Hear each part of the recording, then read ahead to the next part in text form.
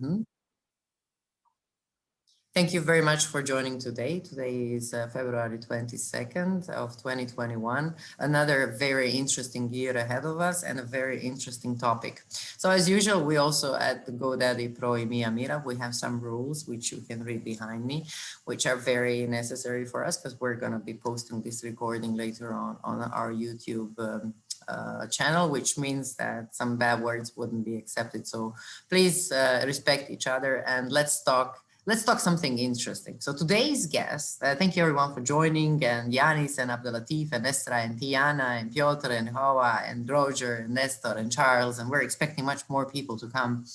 Thank you for joining us today. Today's topic is very hot. Actually, we promoted Joshua's video speaking about how to recover a website that has been hacked, and it just exploded online and people love him. So without further ado, let me introduce you to our speaker today, Josh Hammer. Hi, Josh. Hey, everybody. Hope everybody's having a fantastic evening. Let me go ahead and share this slide here. You can see my ugly mug on there and my screen's flashing. So give me a second as my computer decides what it's going to do. So you are very cheerful for a person who is going to be talking about the tears behind a situation called I just got hacked. So we have a poll, a Zoom poll as well, asking you questions about whether you've been hacked and if you know how to deal in such situations. So if you haven't voted so far, please do so. It's very important for us to understand how it affected you, or if you still haven't been affected. Josh, let me just tell you, there is this black box. Yeah, exactly where you have the mouse. Now, if you can just remove. Yep. I'm trying. That's the wonderful Zoom bar. For some reason, it puts a black screen on there. So yeah, it's very interesting why it's happening to me as well. So I know the pain, and everyone who's been using the Zoom and needs to record has to go through the same pain. I hope Zoom people will hear this and will do something about it. They say use a second screen. That's the workaround, but unfortunately, I've got my laptop and that's it. So I want to do a few caveats here before we get started. I'm going to tell you to do things such as visit your site and put it in maintenance mode and that kind of stuff. However, malware is very dangerous. It can release payloads onto your computer that can damage your computer, that can steal information from your computer, among other things. So when you're doing this kind of stuff, we recommend that you operate in a very safe environment. Okay, you should have script blockers on your browser, and if you can, and we strongly recommend you're using a virtual machine, because let's be honest, if the malware nukes your virtual machine, it's easy to reinstall it. If it nukes your main machine, then you're in a little bit of trouble. So want you to make sure that you're careful when you're dealing with malware. A mentor of mine had once said, spend time to save money or spend money to save time. And I really think that's true, right?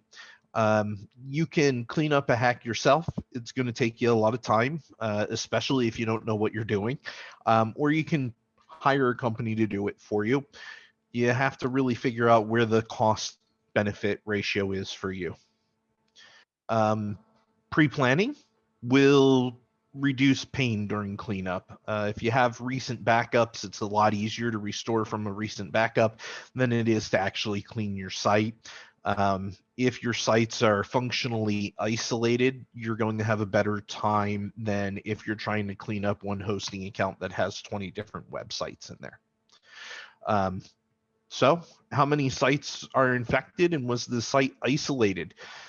These are some questions you're going to have to start asking yourself, because we have seen many times at Sucuri where one website gets hacked and everybody's like, okay, well, this is my important site. This is my business site. We need to clean this site up. We'll worry about the others later. And the other sites don't even look infected. They may be acting perfectly fine. But when we dig into it, we find those other sites are infected, and their main purpose is to reinfect any other site that gets cleaned. So if your sites are not isolated, you're going to have more trouble cleaning up those sites than if you were to isolate each site on its own hosting account or its own cPanel, somewhere in its own file structure. And guys, if you have a question, throw it in the chat or speak up, because I don't mind if you interrupt me. Please do. At least then I know you're paying attention and I'm not just talking to the wall. So first steps, stay safe. Make sure you're paying attention to those warnings that you're using a VMware, that you've got script blockers on. If you can, put the site into a maintenance mode or a temporary redirect. Stop people from visiting that infected site. It'll save you a headache in the long run. And it's time to sit down and start doing a damage report. How many sites were infected? Create a list. These are the websites that I have. Here are the files that I have. And which files are infected. If you're using a single file structure, most likely if one of the files are infected, everything in that file and structure can be infected, which means multiple sites. And you'll hear me talk about cross-site contamination quite a bit because it's a big issue. It's one that many people don't think about when they start cleaning, and they only look at the damaged site. They're not looking at those other sites.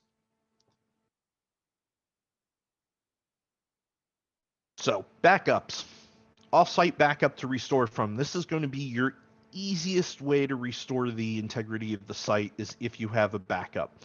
But you need to start thinking about things. How old are the backup? How much data will be lost if I restore from this backup? And are the backups infected? We have seen in the past where a malware that infects a site will lay dormant for a few weeks before it acts up and does something. The reason it does that is so that you back up the infection, and then when you restore from the backup, it's already infected.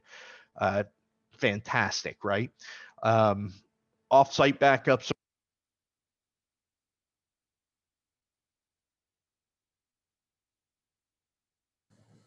Sorry, Josh, I can't hear you. We've lost you, yeah. Yeah, thank you, Hawa. It might be his And it looks like your headphones again. No, he's Yeah. been hacked. He's been hacked. Josh is hacked. You've been hacked, Josh. Yeah, apparently. You know, the same thing happened to me on the last webinar. You would think I would learn by now to plug in, but no, I'm a little dense sometimes. So how old are the backups? How much data is going to be lost? Are the backups infected? And are they off-site backups? You don't want to store the backups on the same place where your website is, because, well, if they got into your code of your website, chances are they can get into the code of the backup. And yeah, that's not fun. So backups are going to be key, especially if it's a ransomware attack, because I hate to tell you, no matter how good the repair person is, ransomware is hard to fix if you don't have the key. Some would say impossible. And now we got to figure out, how much time am I willing to throw at this? Am I going to do this myself, or am I going to hire somebody? So we've got a damage report now. We know how many sites are infected. We know what's going on there. How much time am I willing to put into it? And what tools do I have available? Even something as simple as a report of changed files is going to be a huge factor for you, because if you can see when all the files were changed, it's going to be easier to know which files you need to look at to find the malware. If you do decide this, then I'm going to give you a few links here.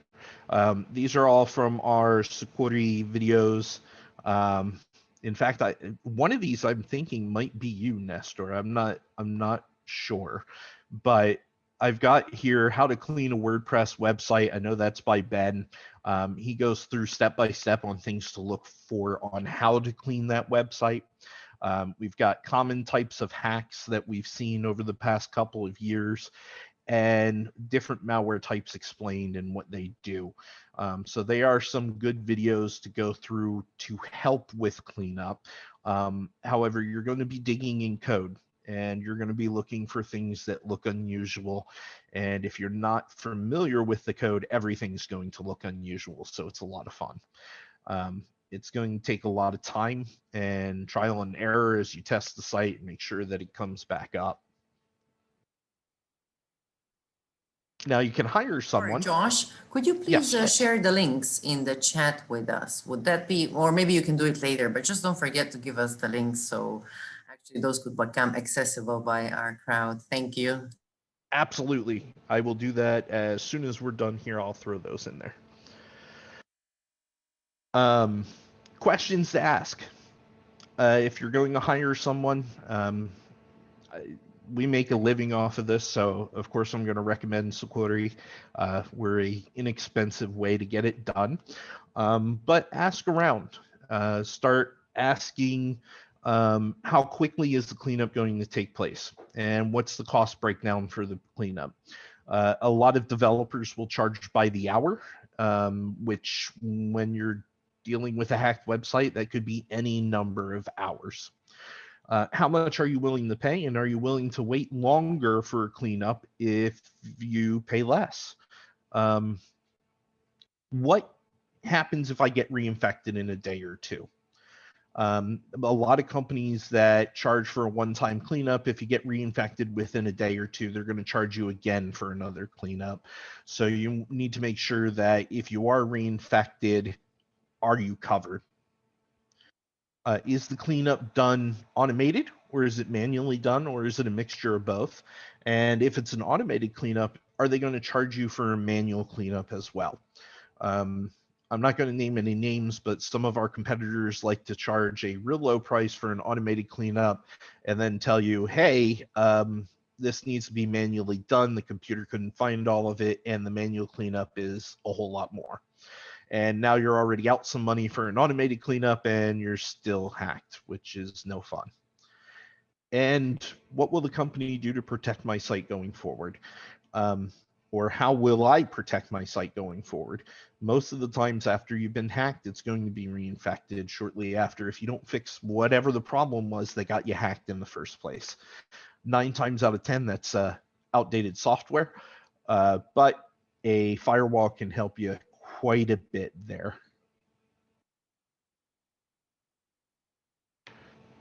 After you get everything cleaned up, what should we do? Well, you need to change your passwords, right? Forced password resets for the users. If you haven't checked your user accounts, make sure that the user accounts that are in there are only ones that are supposed to be in there, and you don't have a fake admin hanging in there. Change your FTP passwords.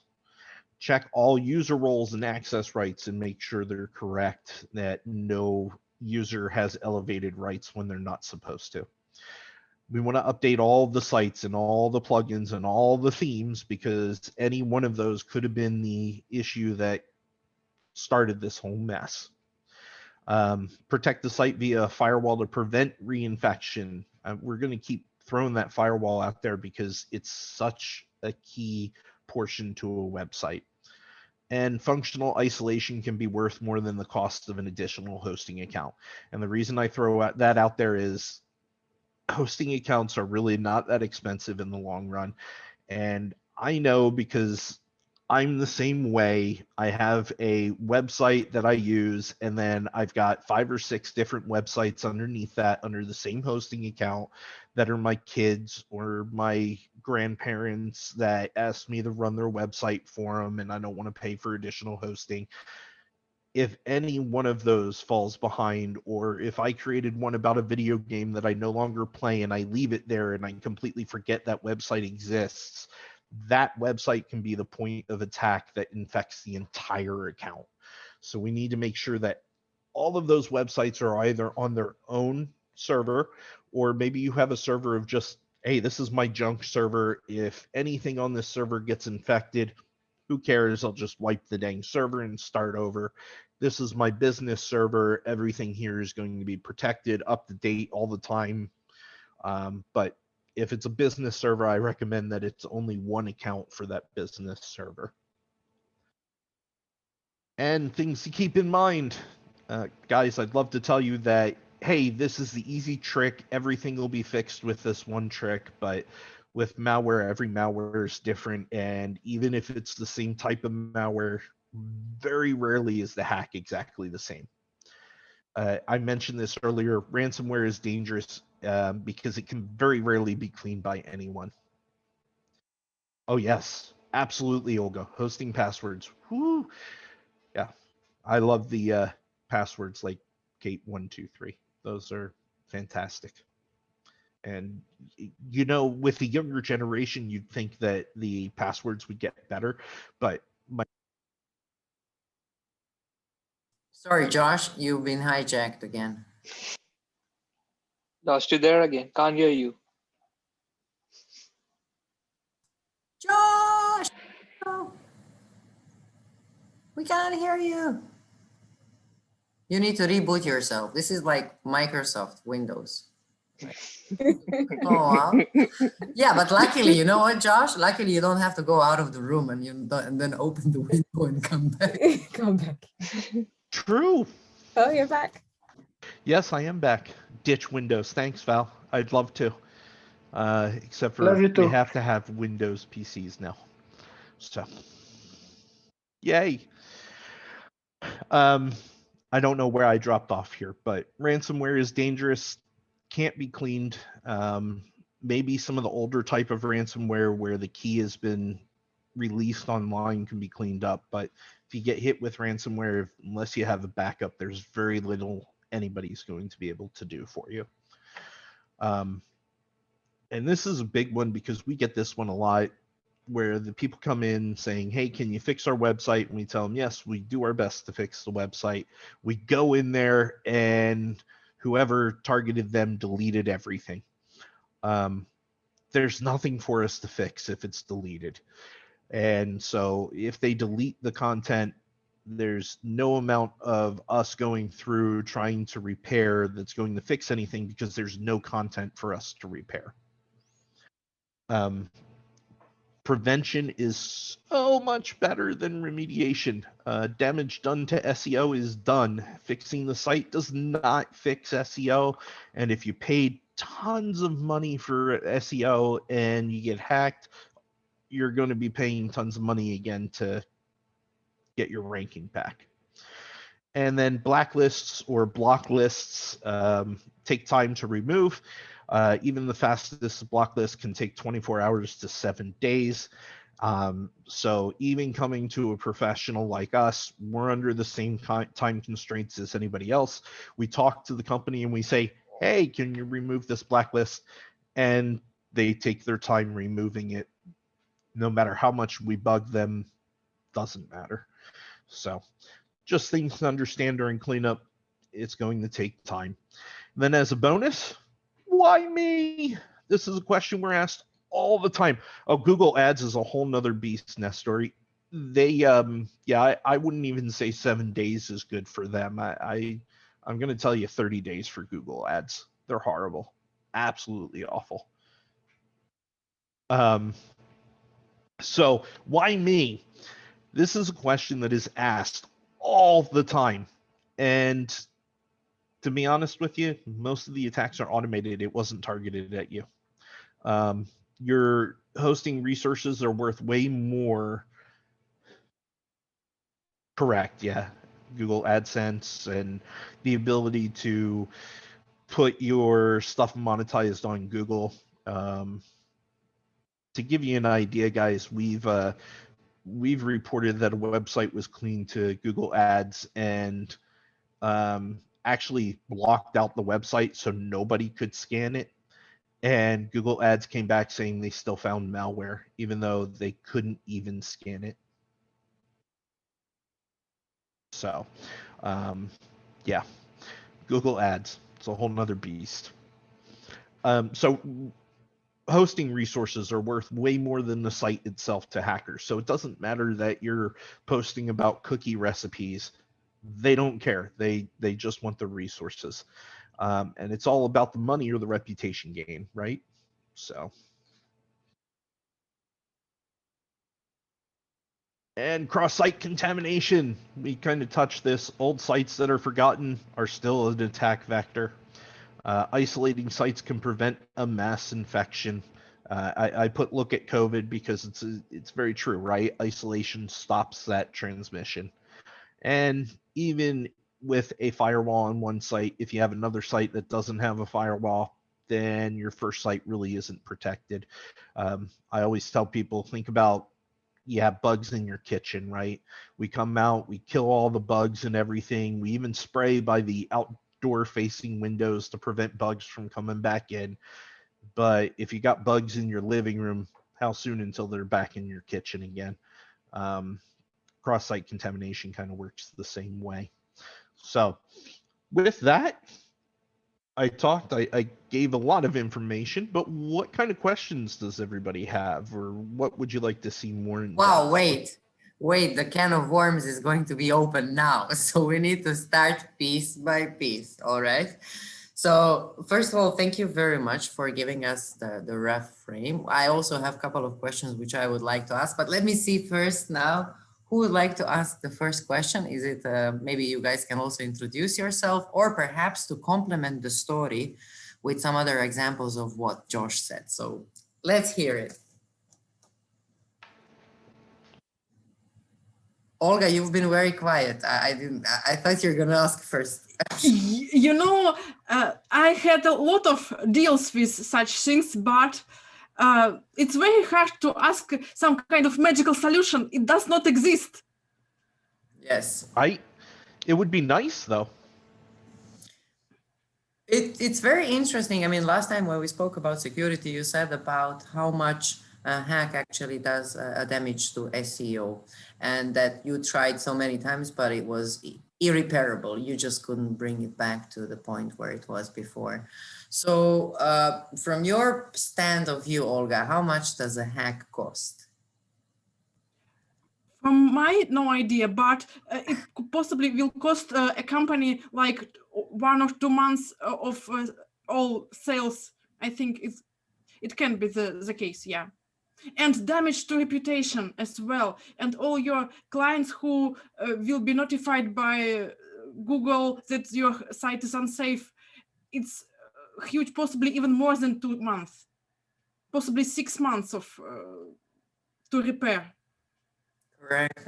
I agree. Val, welcome. We didn't see you in a while. It's really nice to see you. How are you? Hi, everyone. It depends. Every time I'm available, I'm happy to hop on. So your emotional story about security.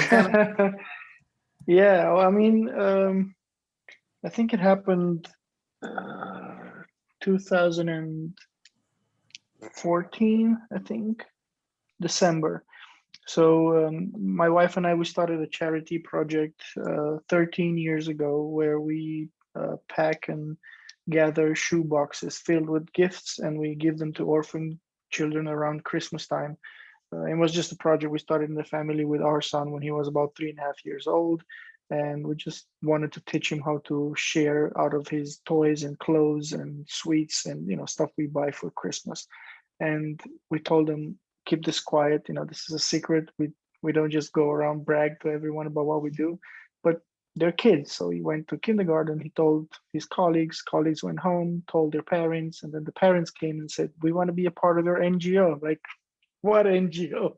There's no NGO, there's no project. And now we're in, I don't know, about 27 countries, I think, and we raised more than 1 million boxes in 13 years. But the story here is the site got hacked on a Saturday to Sunday morning. So it was over the night, Saturday to Sunday. And somebody just redirected the homepage to a porn site, and you can just imagine the rest. And I was a very passionate WordPress, marketing person. So I wasn't really a developer per se. I have no knowledge of how to actually clean a website that was hacked, although I did it at Sukhoi many times because I learned. But I just went on Google and I said, how can I clean my hacked WordPress site? And I think the first or the second non-paid ad SERP result was Sukhoi. And I hate ads, so I never click on them because I do them every day. So, and somebody was awake on the live chat, And I just cannot stress the importance of talking to a real human being when you're really down and messy, and at the end of everything you knew as a 5-step, 10-step how to fix my site tutorial. And I don't remember who he was, Josh. I think Nicole. No, I don't know. But I know I met her years after in California when I visited the headquarters, and I was like, "You were a live chat. Yes, I talked to you." And the questions that I was asked, again, that's very important when you look for a provider to fix your site. If they ask you stupid stuff like, when did you start your website? Why do you care? Ask me for FTP access. Ask me if I have root level or not access. Ask me if this is a dedicated machine or a VPS. Is it a shared site on some other server where maybe thousands of other sites are? Things like this. And the questions were on point. That's also something that I really look at when I'm acquiring services from a company. And I think 45, 47 something, I even counted minutes later, the site was completely cleaned and back on. And a few months, 3-4 months after that, I was hired by Sucuri. So that it's always a good story. Everywhere I go, on events, on stage, I speak about this. Even if I'm not with Sucuri anymore, I'm like, that's the story.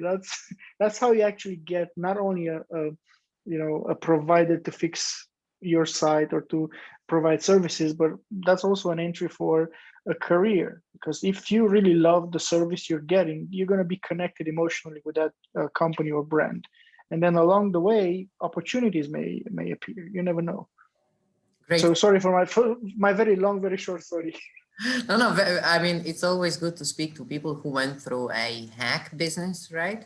Not everyone went through this painful process. And I'm sure if anyone else has gone through a hack, please stand up and let us know how you felt and how you actually solved your problem. Did you know what to do, or you had to call and ask someone, or you made a mistake, or you spent a lot of money? So tell us your stories. Well, I don't see many people. Oh, Nestor, you want to say something? Just do you hear me, guys?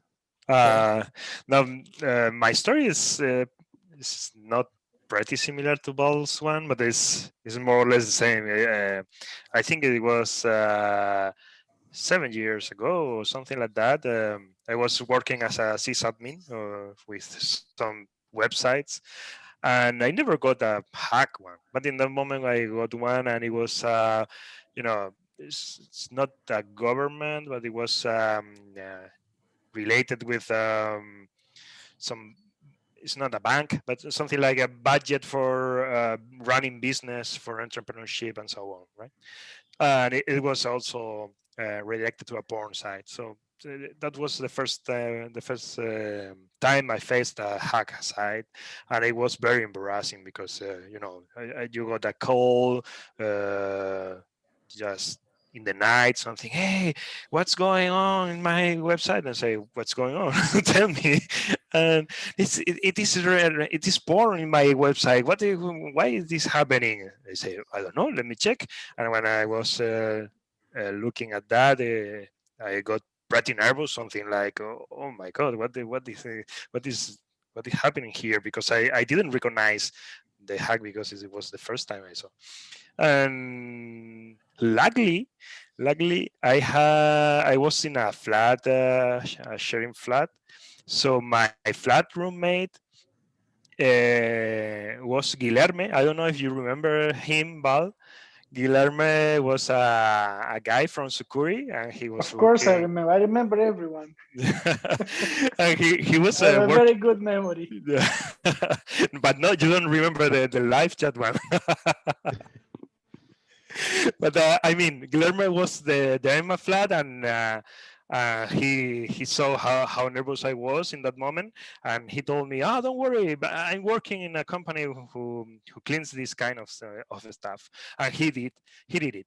And I am a very curious guy, so when I saw that, I say to myself, I have to learn this, because if something happens in the future, I will need to be able to do this kind of things. And then I just Guillermo told me, "Oh, we are hiring if you want to apply for that." And I applied, and I think something like 10 days after that, I was hired by Sucuri. And since that, I'm trying to help a lot of people, because what we try to do in Sucuri in the technical part is to think that people and business are behind the tickets we are working in.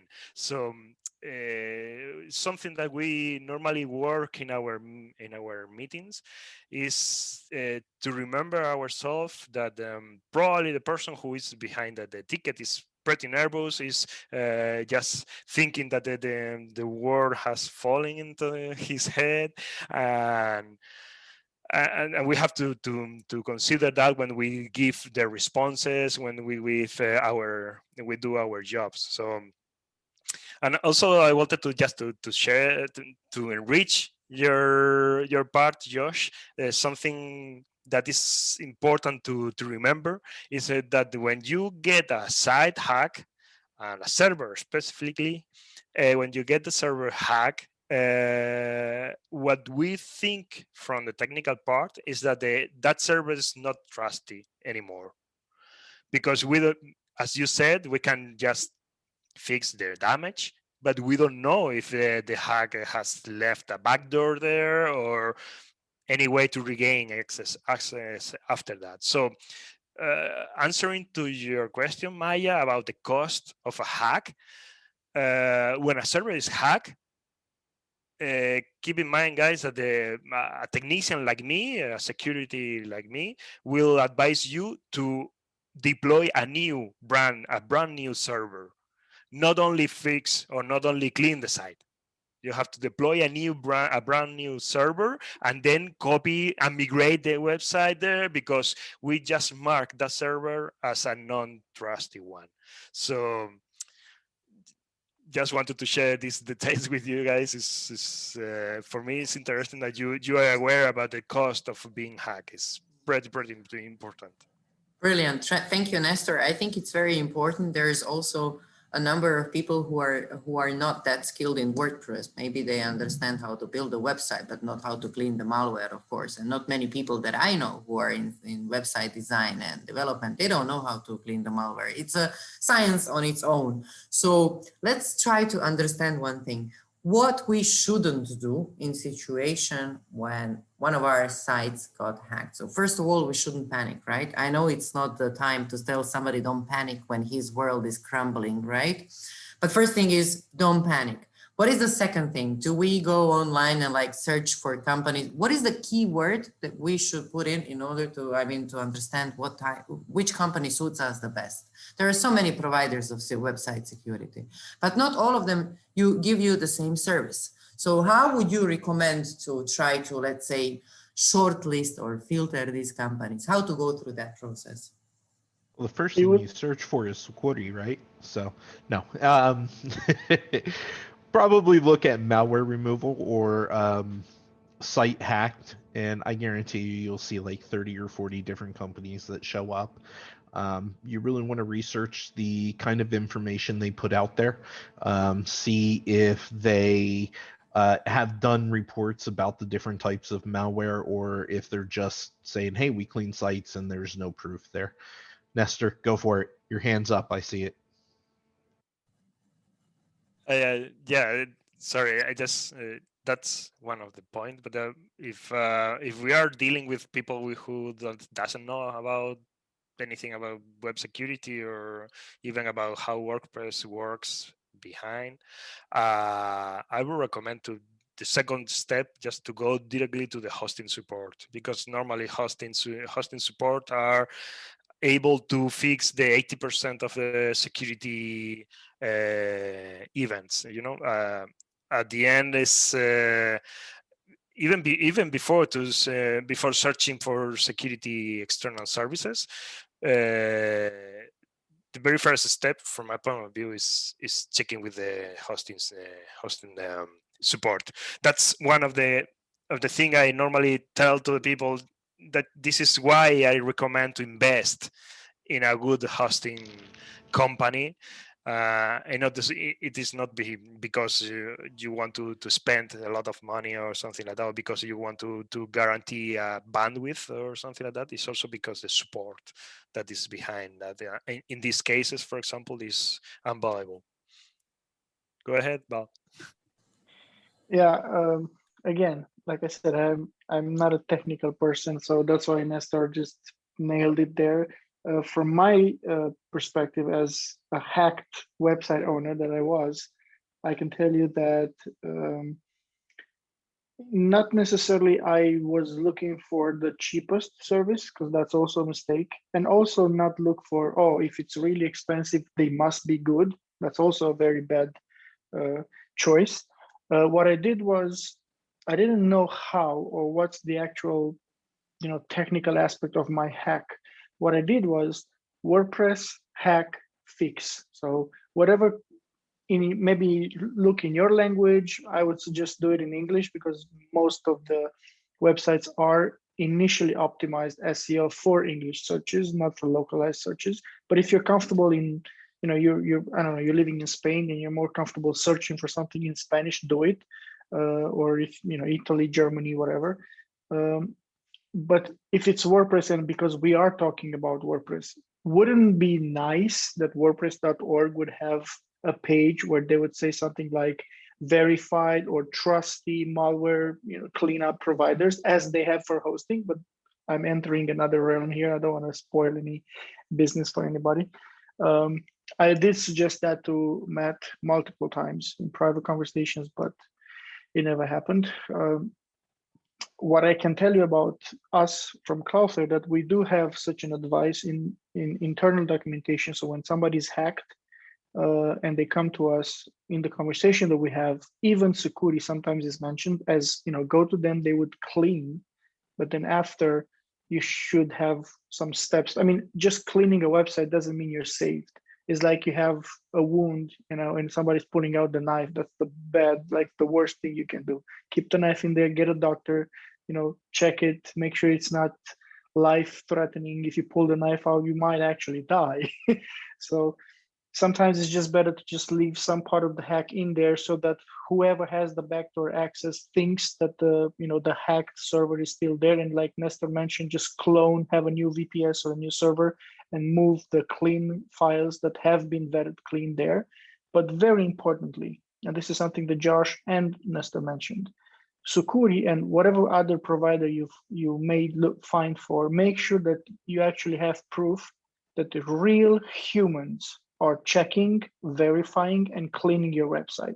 Because we do live in a world of AI and machines give amazingly results, but sometimes very shitty false friend results. So they would delete any custom code you have added to your website, because not necessarily it's a malware or it's a bad code. It's just something that the AI hasn't learned yet that it is part of the WordPress initial package. So they know what the files in WordPress is. They know how the plugins, the themes, structure is supposed to be. Anything that AI sees there as not the same as they have in their clone in the initial scanning, they will go like flag, flag, flag, flag, flag. And then somebody who doesn't know what they're doing as a website owner would go in there and just select all clean. Are you sure? Yes. And then they delete their own website. So, just something to be aware of. Very painful insights, I would say, to be honest with you. And as always, and real and very real. yeah, I know, it hurts me now that you're talking. I think I feel some pain as well, as if I'm going through a hack business at the moment, So another thing, last time Olga really said something really important, and that's it. Like after a website was hacked, what about SEO and how to speak to a client afterwards? Because then the client, unless you are your client yourself, so you're gonna have to do some deep down stories.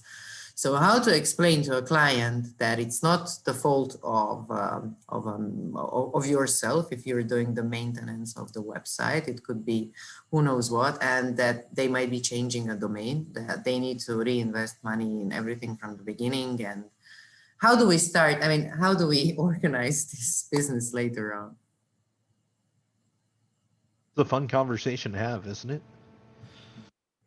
Yanis, have you All gone that through... SEO that you had spent hundreds of thousands on, guess what? You get to do it again.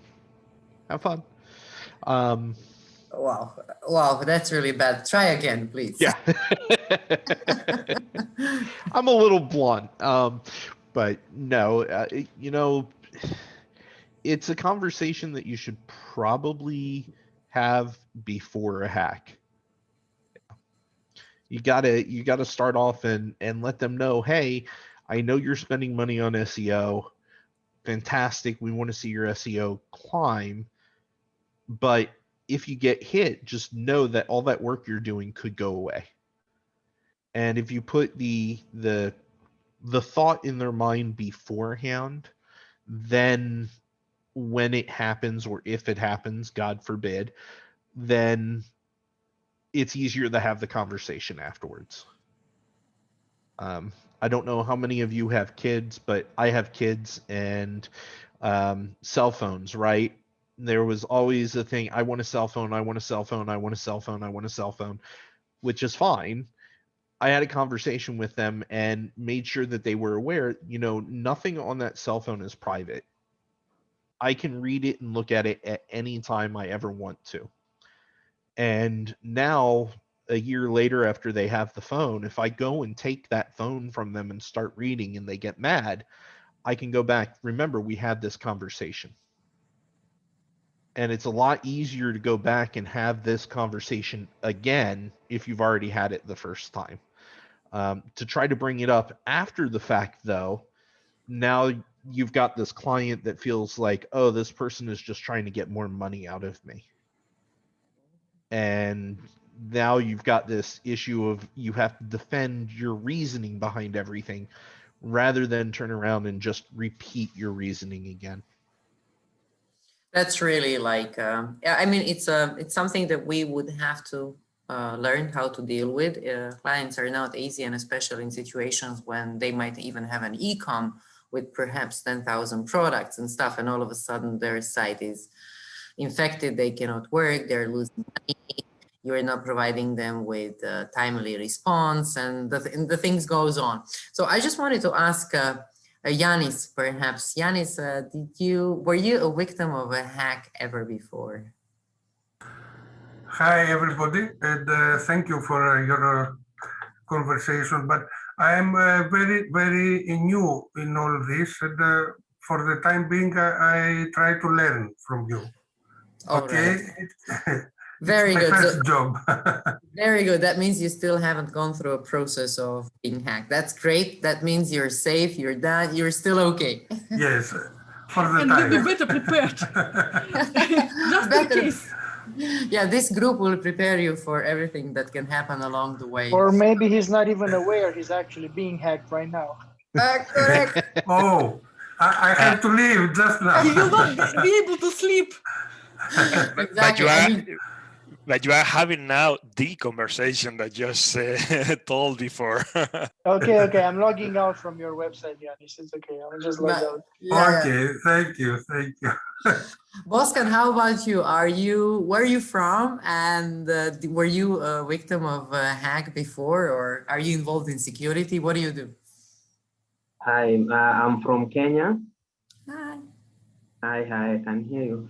I'm from Kenya. Basically, I'm a student, I'm a developer. So I develop a lot of sites with the WordPress. So I could learn a lot about the WordPress security from you guys. That's great. That's great. I'm happy that you joined us. And each Monday you want to join us for a different topic. The month of security has ended. Next month in March, next Monday, 1st of March, we're going to be talking on automatization of the plugins and tools inside of a WordPress and optimization of work and the website. So it's going to be very interesting. So just join us for some other knowledge that you might actually try to find interesting on your career pathway. Let me see who else. Lokesh, what about you? I believe you've never been a victim of a hack, or you were. So no, I've never been a victim of a hack, but so there were a few attempts, to try and hack my password. So I was doing this community service where I'd build a website for my community. I built and managed to still do manage a website for my community. And somehow somebody realized, my username, that I'm the admin of the site. And there were some attempts of, trying to get it hacked into my password, but that was it. There was nothing beyond that. So it happened for say a week or two. And then I implemented a TOTP security factor onto the backend, and then after which nothing much happened beyond that. I went to a friend who is a cybersecurity specialist and has worked on WordPress and many other software CRM tools, SAP and Dynamics 365 and many more things. So they did a pen testing on the site and found nothing to be there. Lucky you, to be honest with you. Abdul Latif, how about you?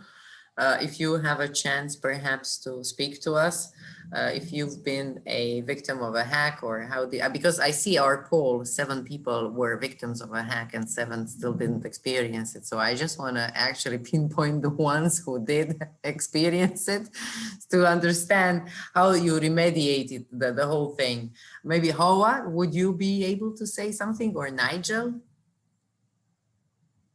Right. I haven't been hacked, but it is something that I'm constantly thinking about. So anytime I do see a security thing, I immediately go and I'm like double checking certain things. But it is interesting. I mean, just listening to, I think it was Olga that talked about the SEO. See, that wouldn't have occurred to me. So now it's like another thing to add onto the list to like think about. But I'm always looking for ways in which just to make sure that I am as safe as I can be, because I know you can't be 100%, but obviously, yeah. So, Sure. yeah. Update. Keep your stuff Yeah. up to date. Update. That's true. Would you recommend It's like automatic updates? I'm against automatic updates. Yeah, that's a good question, actually, Josh. It's about automatic updates. Because on one hand, I can see it working if you haven't got anything critical that you need to worry about. But if you're running a shop, you wouldn't necessarily want to have an automatic update. If I just had a simple brochure site, I really don't care. But if it's a shop, I do sort of care. So it's that balance. Do you then say, I'll go in? I remember there was an agency I did a little bit of work with, and they used to go in once a month to do their updates.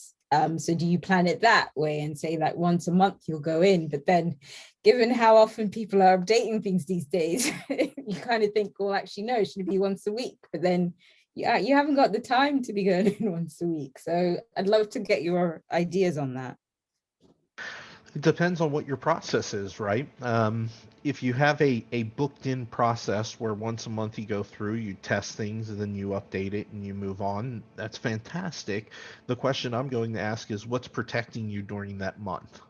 A good firewall, be it cloud proxy, Cloudflare, whatever firewalls are out there, can protect you while you're doing the updates, right? It's called virtual patching. So if we know that your WordPress is out of date and we know that these are the security vulnerabilities that have been brought in with the new update, we can prevent those attacks on the firewall while you're taking your time on your business to make sure that the update doesn't break anything.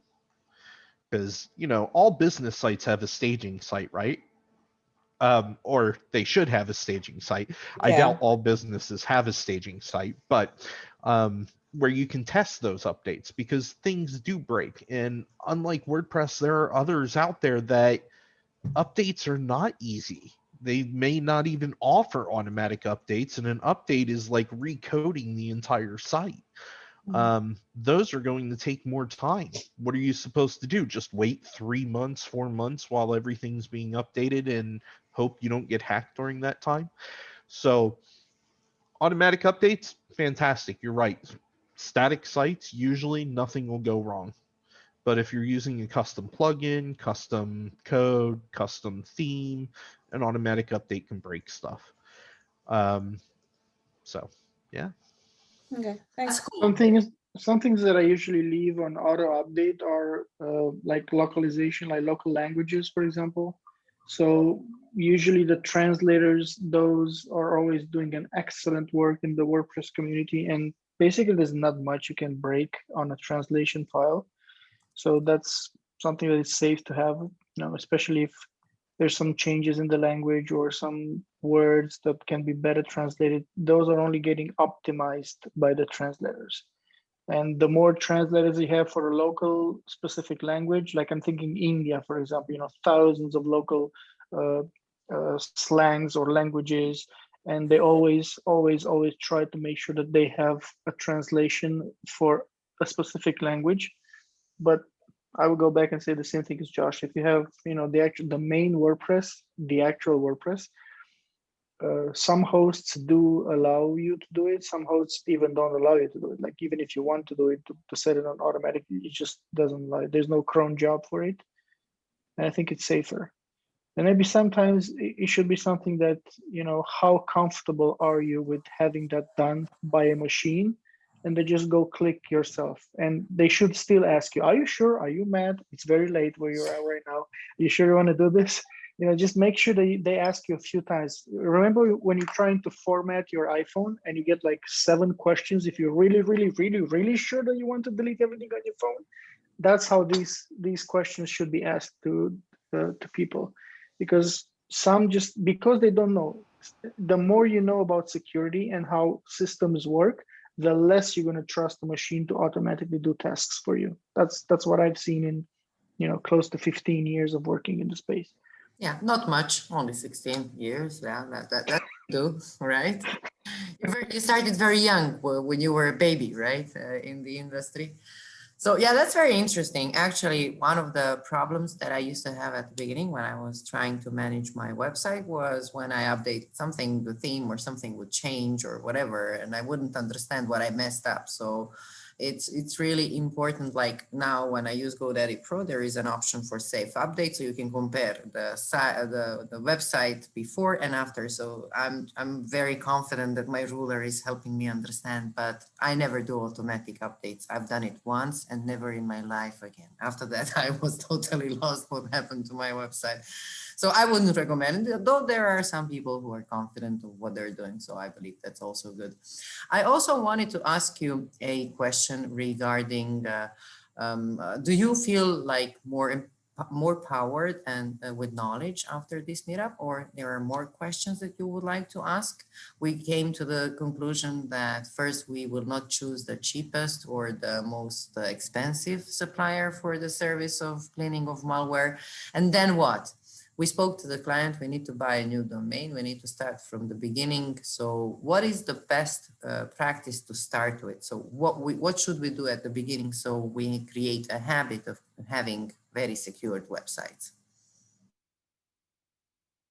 Everybody hates this answer, but functional isolation. Isolate your websites, people. I know it's hard and it's expensive. It adds up, but it will limit the damage done by a hack. I saw Nestor nod, but functional isolation is so important. Updates are very important, and you'll hear security people say that all the time, but it's one thing that's forgotten all the time is updates. And I think it's the fear because, as you guys have expressed, what if it breaks something? Well, if you don't update, eventually something will break. It's just the way it is. And I don't know, maybe in the future, I think malware and this kind of stuff is going to get worse before it gets better. They call the new generation the no-code generation because they're the generation that'll be able to build things without ever looking at code. That the code will be handled in the back end. And we see it now with website builders, right? WYSIWYGs, what you see is what you get. You click, drag, and you've got a website. But if you've never looked at the code, then how do you know if the code's secure? Wow. Wow. You have to trust them. Yeah, exactly. The trust chain. At the end, when you start plugging themes and so on, you are trusting in each of the companies behind each piece of software you are putting in your website. Normally, when I talk to people about this, I try to to put the image of a castle, right? Or not a castle, your own house. If you want to protect your own house, you want to put a lot of doors and windows that can be break to break your house, right? So what you are going to try is to just get one door and protect that door and the windows you need, but not that much, because they are open spaces to get inside of your house, right? If you think about that and you want to protect your house, you will have in mind the idea of reduce the attack surface of your castle or your house. And regarding the updates, I will say as a security analyst that no matter how what could happen with an update, no matter what, you just click on update or auto update, because what you have to have in mind are two things. One is that when there is an update, there are people exploiting them actually. So when there is an update, you are in risk. In that moment, you are officially in risk. Probably before that you are, because the updates normally don't appear just When there is no after. need. When there is no need, right? When there is a need. I mean, the update appears when there are a sufficient and enough amount of people being hacked or exploited using an vulnerability. So when the updates is available, is because there are people out there exploiting actually. So and also the second thing that you should have in mind is the cost of recovering from a hack. So the cost normally is a lot of times more than just hiding a web developer to fix an error from a bug, as Olga mentioned in the chat. And so if you have a bug and you get your website get the response for 1 hour, 2 hours, or something like that, it's not going to be that bad as if you get hacked from a point of view. I remember once we had a guy come to us that he was a clown for kids' parties. And that was his job, and his site was redirected to a porn site. Could you imagine what kind of business hit that would be to this clown? Like, a parent would go and visit his site trying to book a party and sees a porn site. I don't think he'd ever get that party booked. Well, think about church website. Yeah, church websites. For example. He could say that it was a joke or something like that. It's a heck of a joke. Exactly, something like that. Part of the show. Maybe not very appropriate, but you can always find a solution, a way out.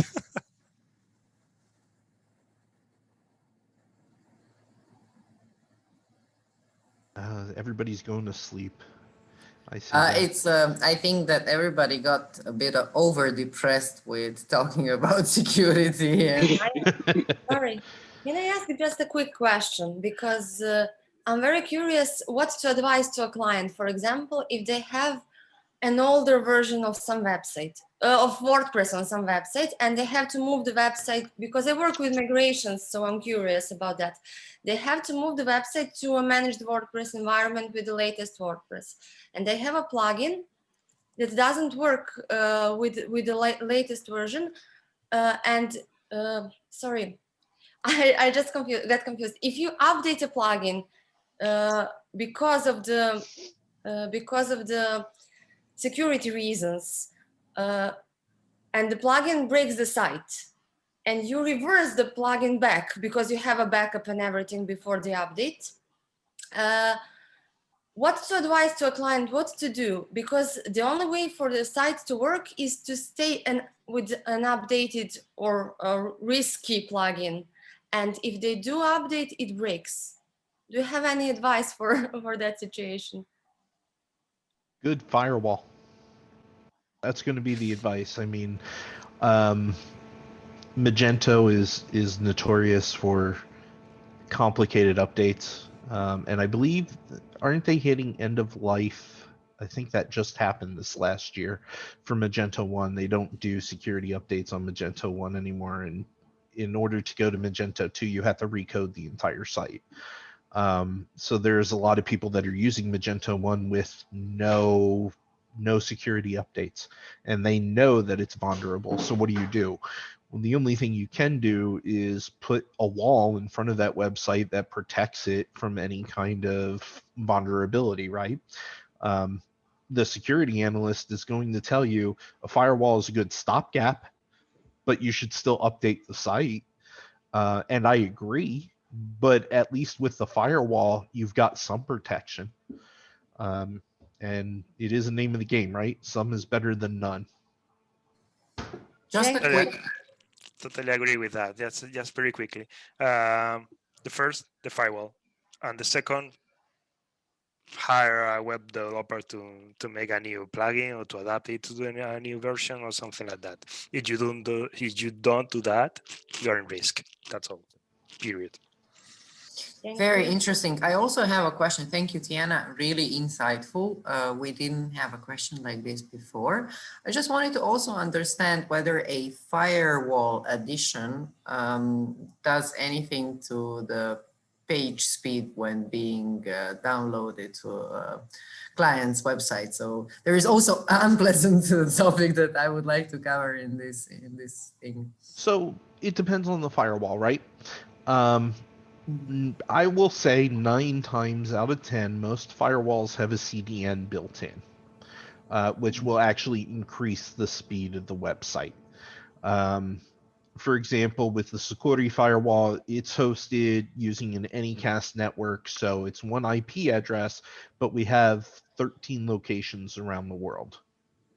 So when the customer logs into the website, whatever location is closest to them is the one that's used. And it also uses a cache to hold the static content of the website, so the site actually loads faster rather than slower, which is a good thing.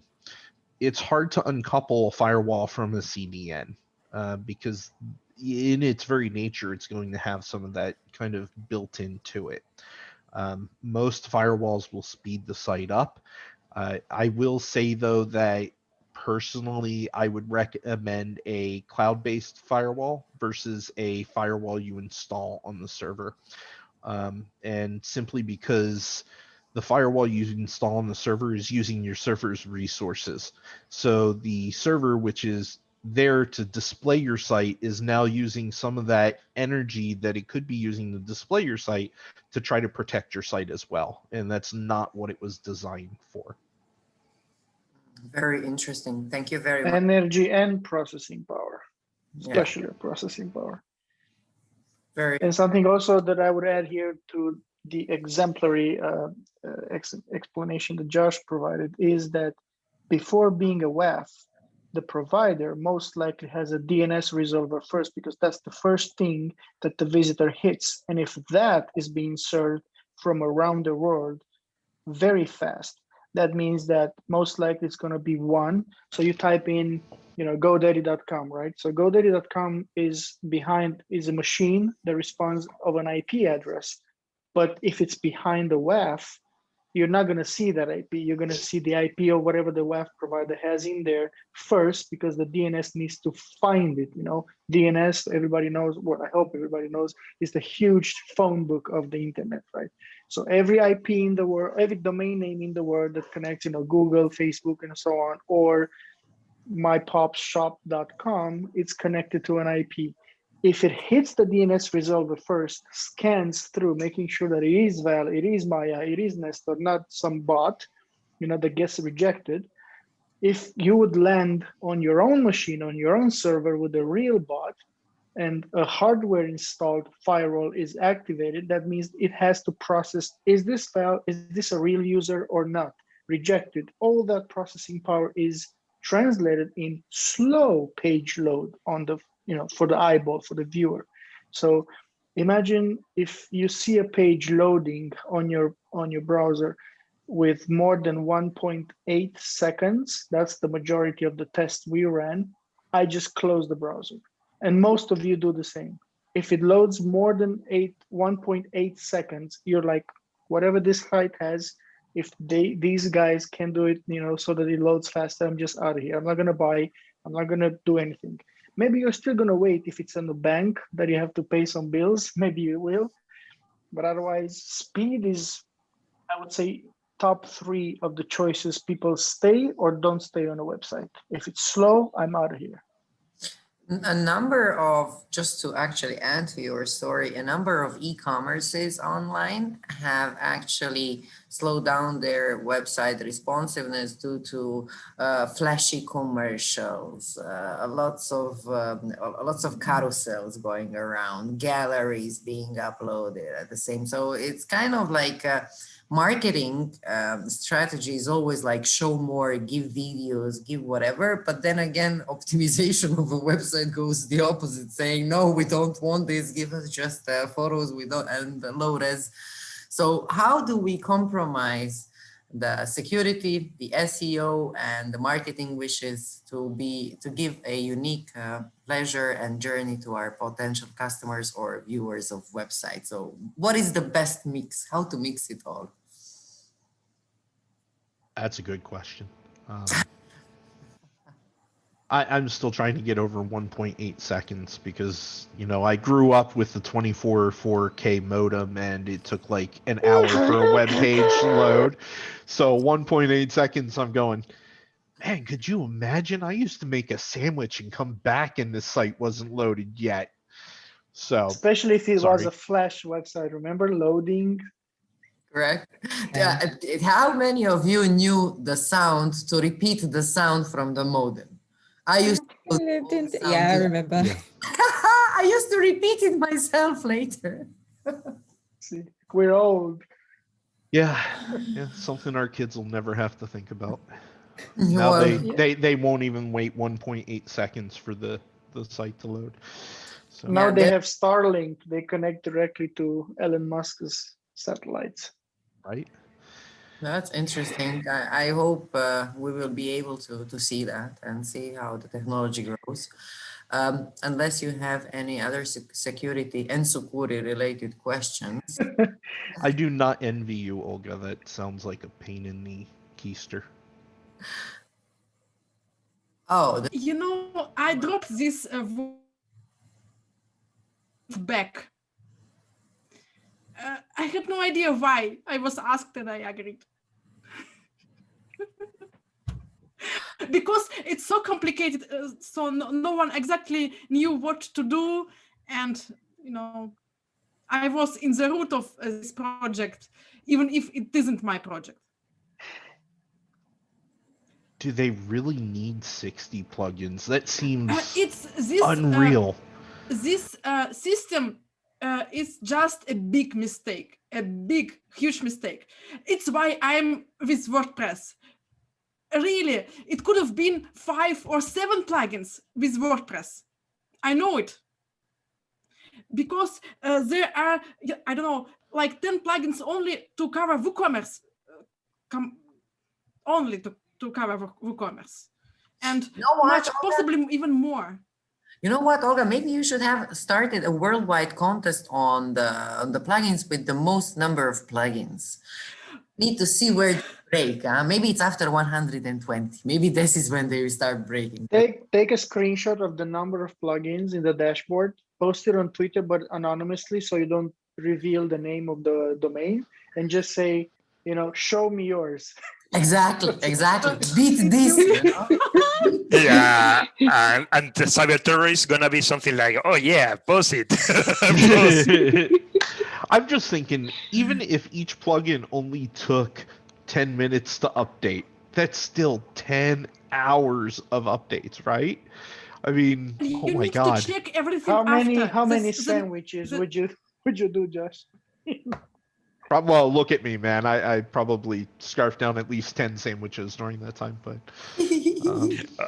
Olga, I will tell those guys that each plugin is a door to let access to others to the house. So The more plugins, They easier might to not hack. even have 60 plugins because they have 60 plugins, but you don't know how many backdoors. So you can add to the 60.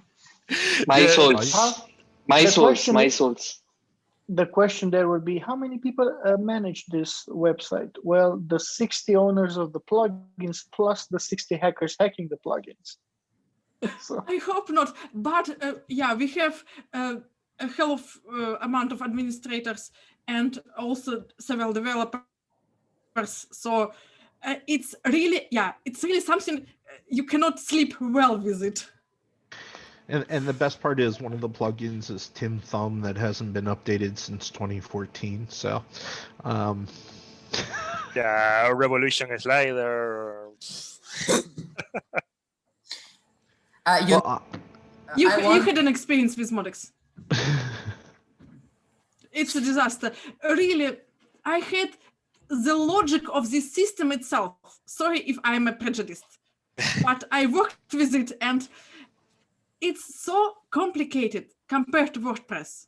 Yeah, that's one of the things I normally say to the people when we are in a conference talking about which of the technologies are better and so on. I always say that WordPress did a huge effort to simplify the structure of them. Bye, Val. To the structure of the CMS. So keeping in mind, for example, that Magento, Modex, and other like Shopify and some others are a little bit more complicated. The more complicated it is, the more difficult it is to find experts in that technology. So the most expensive is to recover from a disaster, to get custom made plugins and so on. So using WordPress is something that's going to help a project to grow faster. Maybe in the future you can just think about develop custom solutions and so on. But it's going to be, as what Josh said, like drag and drop, right? We will have already made solutions and written codes and just drag and drop. pretty much, right? Howard, thank you very much for joining us. I wouldn't also try to spend too much time of your life. I think we have at least identified ourselves who are the experts in the security. And in case, Josh, I have your Slack. So in case something happens to my website, I know what I'm going to start running to, right? So, but at least you guys also know whom you can ask. Josh is available both on LinkedIn and Twitter, and I'm expecting him to accept my invitations on both networks. I have a LinkedIn account. Oh yeah, you do have a LinkedIn. We all made you because you don't want to be famous. So you I made a LinkedIn account when I worked at a company called Zarius because my boss needed more followers. So he asked me to create a LinkedIn account. That's the only time I've ever touched my LinkedIn account. So please respond at any social because this is the only way how we You can. know, I made LinkedIn account when it was blocked in Russia. With VPN, what? I went especially to do it. Yeah, I think so. So now it's open, even if it's supposed to be closed. I don't know why. They just dropped it, I think. Well, yeah, I mean, things are changing, right? So basically, it's really great to know you, Josh, Nestor, and all other people who are in security business. I wish you with my flower here today. I'm constantly changing my branding. Last time it was a heart because of Valentine's, and now it's a small flower. With my flower, I wish you never to be hacked, and that you update and do everything well on your end, and that your clients and yourself are happy, and that you're not losing your nerves. And next week we're gonna be next month we're gonna be talking about automation. And the first talk that we will have, it's about plugin Zapier. You will probably like it because you will actually start learning how to make your plugins work together in a connected system without like how a Slack can work with other plugins behind your WordPress. So you don't have to actually think about too much of other problems. In the meantime, if you have any questions, you know how to find me either on Twitter or on LinkedIn or anywhere. You'll find me, I'm sure, on Slack, WordPress Slack. And stay safe. stay happy, and spring is coming. So I think things will be much better on our end in the coming months. Thank you very much. Great. Thank you. Bye. Thank you. Bye. Thank you. Bye.